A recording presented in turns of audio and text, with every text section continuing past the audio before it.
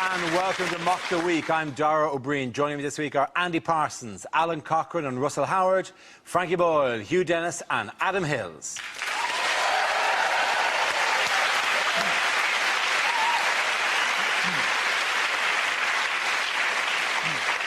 We start with a round called it This Is the Answer, What is the Question? On the board are 6 categories. Alan, which category would you like? Politics, please. OK, your category is politics. The answer is 27. What is the question? How many moons does Uranus have?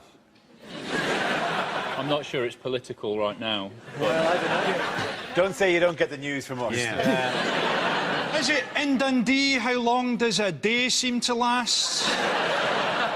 Would that be 27 hours or 27 days? Just the number 27. They've not come up with the concept of either hours or days in Dundee. They live in a timeless pit. Is it, if you're a footballer, how many times can you punch a DJ and get away with it? Is it after how many miles of a marathon are you absolutely certain you've taken the wrong turning? Is it how many Gurkhas actually know who Joanna Lumley is?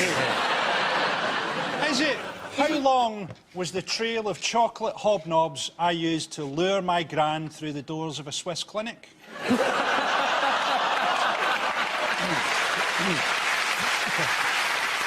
Where did you start that trail? How big were those hobnobs? Scotland. It was just like an Easter egg hunt. One on the plane, one in Geneva. Is it how many times a day does Russell Brand think of writing a joke, then give up and just shag someone? Is it how old is this year's winner of Middlesbrough's glamorous granny competition? Is it how many times could I flick a peanut hard into Amanda Holden's face before she felt anything? Is it how many people still have jobs? It's the age of the Conservative MP who was elected at the Norwich by-election. You're absolutely right. Well done, Frankie. Yes, the question I was looking for was, how old is Chloe Smith, the Conservative winner of the Norwich North by-election, the youngest ever female Tory MP? She took the seat from Labour. How did she describe herself? 27 years old. Well, other than the 27 years old. Did she describe herself as looking like a lesbian jockey? Surprisingly. She looks like who I hope would be starring in a porno version of Harry Potter. Hello, Chloe. Welcome to public life. I do find that I'm creeped out by politicians in their 20s. I just think there's something weird about somebody in their 20s being an elected MP. It's like people who dress their dog up in human clothes. It's just wrong. She, to me, looks like a Labrador with a dicky bow pretending to be a waiter. There's just something wrong about it. Is she really? Yeah. When you listen to her talk, I'm pretty sure if you ripped her face off, it would just be a 50-year-old man drinking brandy just going, oh, bugger. She's just so dull. Ripped her face off. Is there any other way you could have described that metaphor that didn't involve ripping her face off? Hang on a minute, you called her a dog dressed up a minute ago. No, I said it was similar. It was jarring to me mentally in the same way that a dog dressed in human clothes is jarring. I didn't say, if you rip off her face, there will be a puppy wearing a hat. To be honest, it's not that big a win. I think if I had won Norwich North, I would have asked for the cash alternative. She billed herself as a typical Norwich lass. She's only got 2 eyes. She's a business consultant in Norwich. You feel you're paying too much interest in your loan? Well, let's put 3 chickens in the pentangle and see what happens. My whole family come from East Anglia. And that explains a great deal here. They're saying, aren't they, that the Conservatives won this particular election, but in fact, the winner was in fact apathy, wasn't it? Because less than 1 in 2 people actually bothered to vote. Apathy usually is the winner with the British public, isn't it? What do we want? A pie and a kip. When do we want it? Whenever. It'll be crap anyway. By-election coverage is my least favourite. Did you watch the coverage of it? Yeah, I did not. They just do that thing where they go, well, let's see what would happen if this was played across the country and 60% of the MPs became Tory and this is what the House of Commons would look like. And you're like, I can visualise that anyway. I have a mind. They should only show things that I can't visualise. Well, let's imagine that 80% of the seats were won by Tories and they weren't wearing any trousers in zero gravity. Did you see, though, when, because basically they line up all the people who wanted to win, or the candidates is the correct word there. They line up... they line up... Don't! Interpreting for the 5-year-olds, Howard. There you go. And then they wanted to go to the big house on the Thames. There we go. As I was going to say, gentlemen, I've forgotten. No, I remembered. They lined up all the candidates, and there was a wonderful moment because they say how many votes they've got, and people go, and then the guy for the Monster Raving Lunar Party, when he got like 18 votes, he just went, yes! Who wants a space hopper? Do you know where he came, the Monster Raven Looney guy? How many candidates were there? Not even second from bottom, fourth from bottom. Yeah. There were 3 actual serious candidates who polled fewer votes than the Monster Raven Looney guy. Well, how well would he do if he was a real loony? Like a guy in a rusty transit van with a bloody hammer? The guy that came in last actually got 23 votes. Yeah. That's probably not even his whole family. That's fewer people than you'd know in your life. That is actually a number that's 4 less than her age. So it was an election that they didn't need to have. fair, though- Then they picked a candidate who caught swine flu. It genuinely, Gordon Brown cannot do anything right. Sometime in the next week, he is going to open, by accident, a portal to hell. And they go, I've opened a portal to hell. To be honest, this looks better than my constituency. What economic figures, by the way, just back then, what economic figures came out to contribute to Labour's difficult? Basically, the economy is shrinking faster than Lady Gaga's balls in the North Sea. We are essentially ruined, aren't we? That's why Alistair Darling, when he did the last budget, came out with the box in front of his face. He looked like a paedophile climbing into a police van. He looks like he's auditioning for Joseph and the Technicolor Dreamcoat. That's him during a nativity play in his school. He looks like Gordon Brown's just opened that gateway to hell behind him. Or he's hoping to host Mock the Week. Looks like it's exactly like... The actual economic news, though, is that the only part of any company or financial institution in Britain that's still in the black is Alistair Darling's eyebrows. How much money would we have to have given the banks, right? We gave them tens of billions of pounds. How much money would it have had to have been for them to stop chaining the pens up? Right? When the pens are chained up, Argos can do it. Argos can give you a pen, only because if they had a chain there, people would wear it. I mean, I'm not an expert on economics, but it seems very obvious to me that the economy, in general, is overly dependent on consumer spending, isn't it? And they keep scratching their heads. Every time you turn the news on, they go, oh, not enough people are going out and spending. It's not going to fix it. And I think there's 2 ways of looking at that story. Maybe just everyone has got enough stuff. You know what I mean? Maybe everybody else is like me, watching the news in a house full of stuff they don't need, going, I don't need any more shit, thank you. I don't want a book by Gok Kwan or a DVD by one of the several pricks on Top Gear. I've got enough stuff. The reason consumer spending, right, went down is loads of our shops are rubbish. I mean, was anyone surprised that Woolworths went out of business with their incredible business plan? Or let's buy up a lot of prime city centre real estate and use it to sell 1 and 2 pence sweeties. And let's put the sweeties quite close to the door so they're easier to shoplift. And then let's fill the rest of the store with varying sizes of paint roller. Let's have 3 out of the 4 walls covered in paint rollers. But get this, no paint. You know, I'm actually doing quite well out of the recession.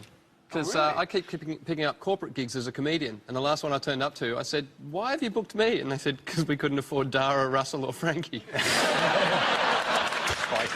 you know, on the Woolworths thing, when Woolworths closed down, and we told my 9-year-old daughter that Woolworths had closed down, we used to go... Hang on a minute, did you gather around? We've got some terrible news. No,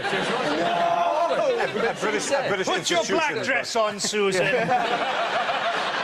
It's brilliantly said, because they did a sort of a range of sort of like dressing up clothes and stuff like that. And I said, I'm really sad that Woolworths has closed down. And she went, oh, Where will I buy my shoes? But you know, for all the Labour about gimmicks, the Tories have outlined a new demographic that they're after. Did you see that during the week? Holby City women. Yeah, Holby City women. They said the Holby City women, the kind of women that work in NHS. Yeah. But then the rest of the quote was, people who had voted Labour in the past but had been turned off by the macho culture surrounding Gordon Brown. Yeah, there's a lot of that. Yeah. Talking of which, Do you have a different definition of macho in Britain? At what point is Gordon Brown macho? You don't know, no, because behind doors he's stripped off, oiled. Dun, dun, dun, dun, dun, and They've actually tried to rebrand Gordon Brown. They've tried to make him smile. Yeah. They've given him new clothes. They've tried to Yeah. make him wear... Nothing has worked. If there was a slogan for him right now, it would be Gordon Brown, you can't polish a turd. Again, that round the course with a Frankie Hugh and Adam.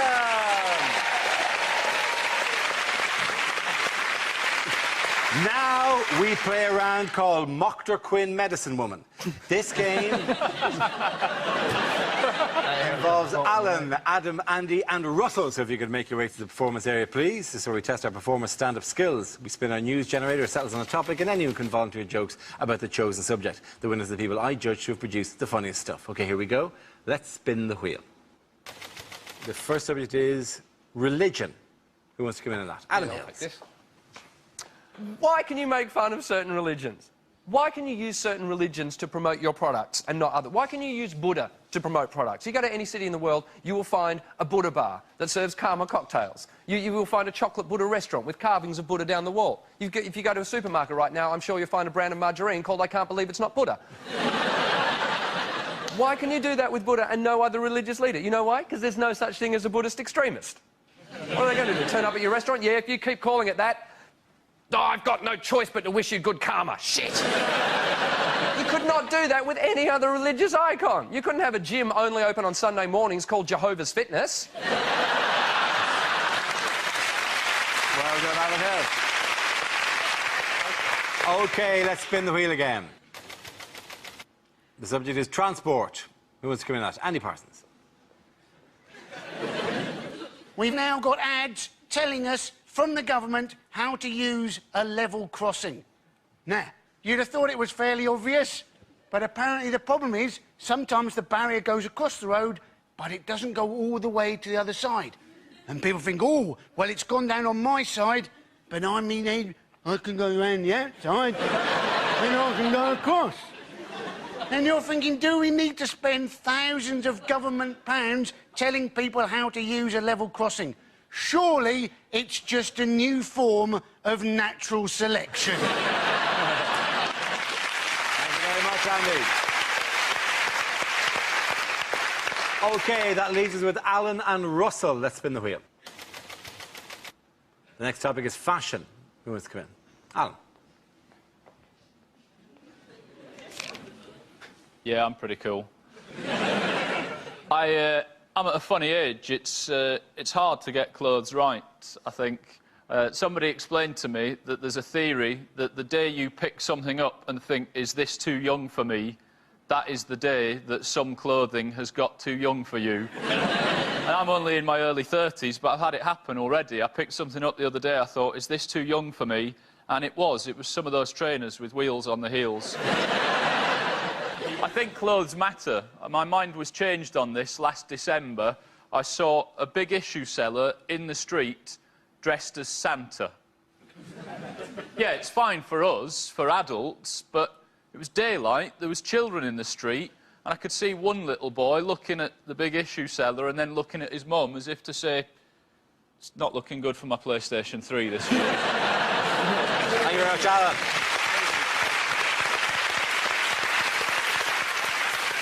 OK, Russell, let's see what you've been left with.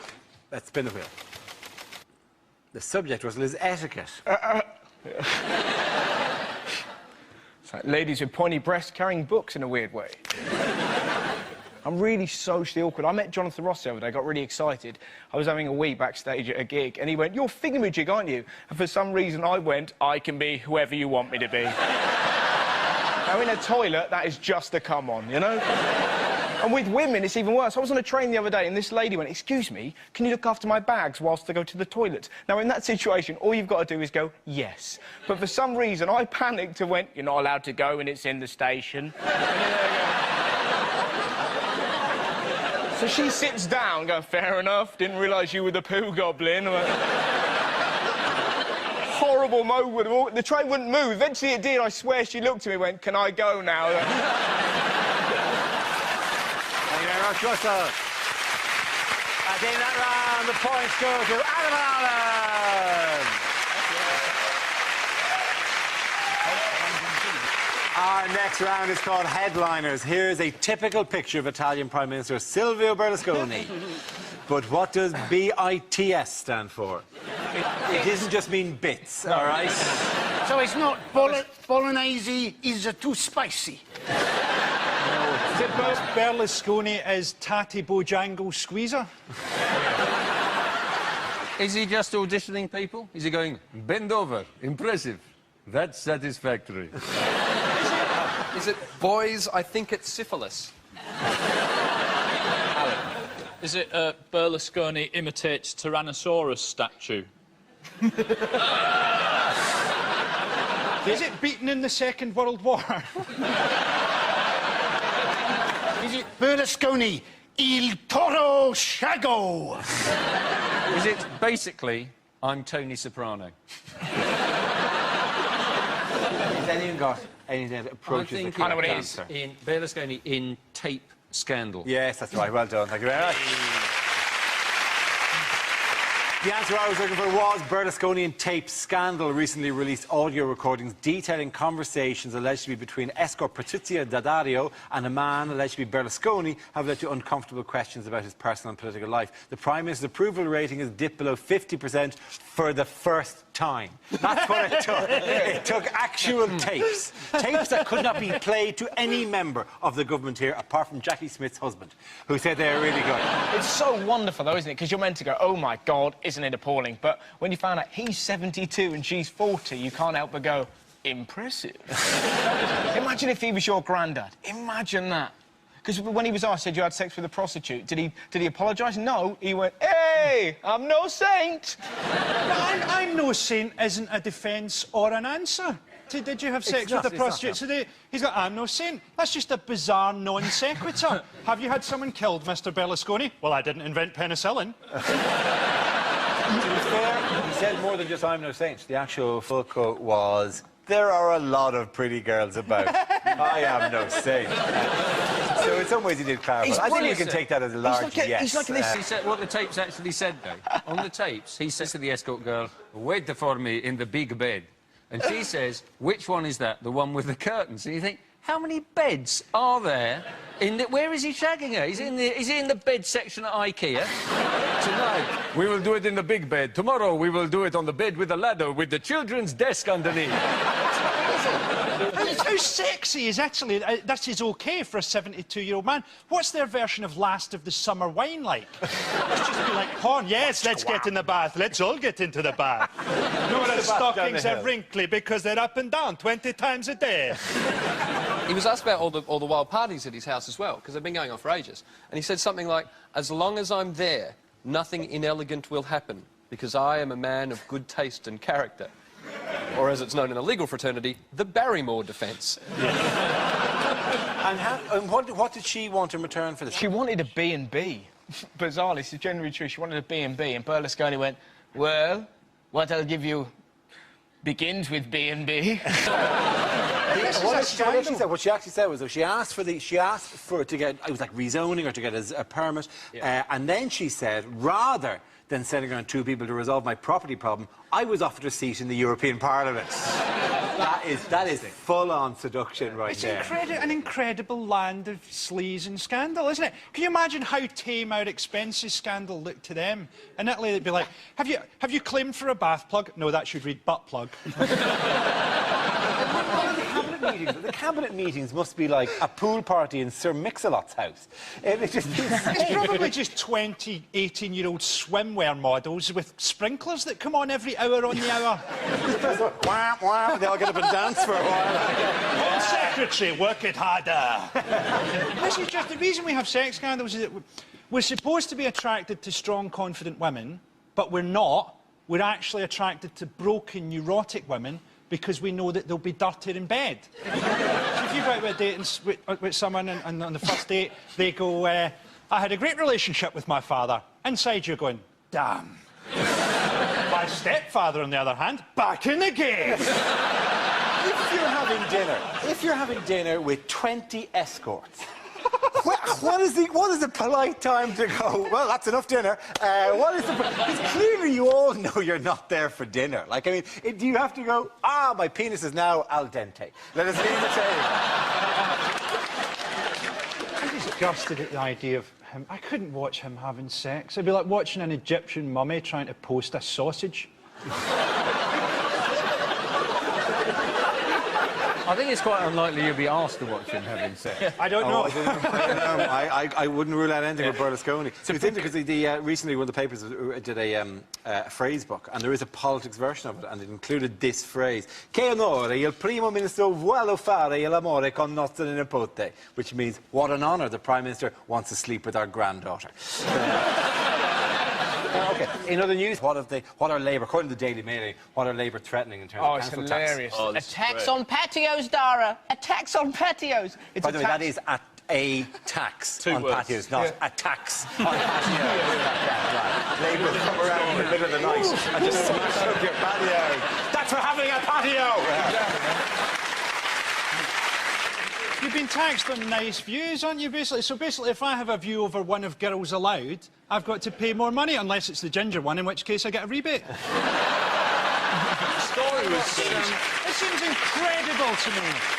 It seems incredible that we've been taxed on every improvement and taxed on everything that's good about where we live. So basically now the ideal home would be a shipping container. And the Daily Mail would hate immigrants even more because they say, oh, they're coming over here and taking our shipping containers. And even if you moved on to a shipping container, they'd still get you because you'd have a sea view. But the difference was, apparently, now that inspectors can go into your house and could stand in your house and go, this is very nice, you have a beautiful view of the ocean. And even if you go, I don't like the ocean personally, I get seasick, I spend my time on the other side of the house looking at my neighbours. What's that worth? That. So how much do I have to pay for that? Are there any loopholes? Are there any, like, say you've got a view of a mountain, but you're blind? Surely you'd have to pay for that. That would be a good one, all right. Yeah, exactly. Or maybe you're a student and you go, well, how can I have to pay for the extra view? I don't get up until it's dark. We overlooked the lake where my wife drowned. Do you pay less if you have a rubbish view? Because surely that should be the case. Yeah, it would be. You'd hope so. I'll tell you what, the worst view in England, I argue, is on my road. There's an old folks' home and they stare opposite a funeral director's. Bleaker than that. The only way you can make that worse if there's someone outside dressed as death just sharpening a sign. Isn't there a trail of hobnobs leading into the funeral? Has the government got nothing better to do with their time? The economy's in free fall. We're locked in some sort of pointless war. They've got nothing better to do than take pictures from space of my fucking shed, which, if you're watching, I don't have. People used to say, don't shit on your own doorstep. Now, you should shit on your own doorstep because it'll knock a few quid off your council tax. Ladies and gentlemen, that round, the points go to Russell Alanandi.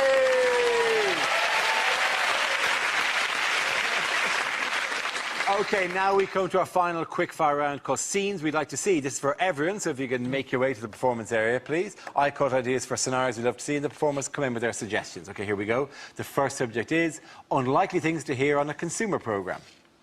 I'm Adrian Chiles, and I was shocked by the new Shrek film.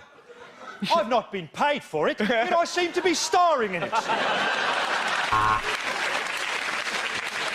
Consumer scams are on the increase. If you'd like to find out how to stop them, send us your name and address, your date of birth, and your mother's maiden name. I've just found out my jumper was made by Indian slave children. Can I just say they did a wonderful job? Next, we speak to Barbara, who was devastated when she bought Daniel Bedingfield tickets that turned out to be genuine. At first, the company seemed willing to compromise. Then we sent them a letter from Nicky Campbell, and they told us to fuck off. I won't be on this show next week because I'm going off to Nigeria to pick up my lottery winnings. Last week, we said that we were going to expose London's security scene. This week, we say there's been a misunderstanding. Could I please have my kids back? On closer inspection, Mrs. Wilkins, your hamster's jacuzzi would appear to be a food blender. Hi, I'm Nicky Campbell, and I've been ploughing through the usual 5 sacks of hate mail to find this letter complaining about washing powder. Today, as I stand before you penniless in the last clothes I own, we ask, is divorce biased in favour of the greedy bitch who left me? We got there, the weather were crap, the food were crap, the locals were racist. What a bloody brilliant holiday! Of the half-dozen condoms we tested, all but 2 burst in my stomach. I'm Anne Robinson, and without plastic surgery, I'd look like E.T.'s balls. OK, the next topic is things a sports commentator would never say. Oh, they've called in the video referee. Which is better, Alien or Predator? Oh, yes, and that's a beautiful uppercut. And another one. But, hey, the DJ is still not going to change the track for Stephen Gerrard. Jimmy White holding up the cue there as he collapses at the Telenoid bins. Welcome to Robot Wars. Cruncher, ready! Stephen Hawkins, ready.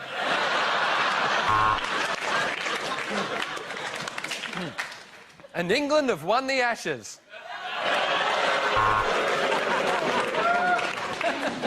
It's the women's 100 metres final, and from left to right, it's no, no, yes, maybe. From behind. Definitely not. The Queen smashes Camilla in the face and Prince Philip hits her with a hammer. This is what I call a Royal Rumble. Venus Williams has brought something different to the ladies' game. Male genitalia. Oh, he's great with a dead ball. When I had one, I had to sit down for a week. And I think that massive widescreen close-up of the wedgie goes some way to explaining why we don't normally televise judo. And that bloody smear is the reason you don't see a lot of streakers in Formula 1. Some people on the pitch, they think it's all over. It is now. The Chinese secret police have shot them. Well, he's finally got his head down. His hands are firmly round the shaft. Which is why I'm handing over to John Infidel. Overpaid knocks it on to overrated. Overrated on to possible rapist knocks it forward, clods it gay, goal! OK, at the end of that, the point to the Frankie, Hugh and Adam.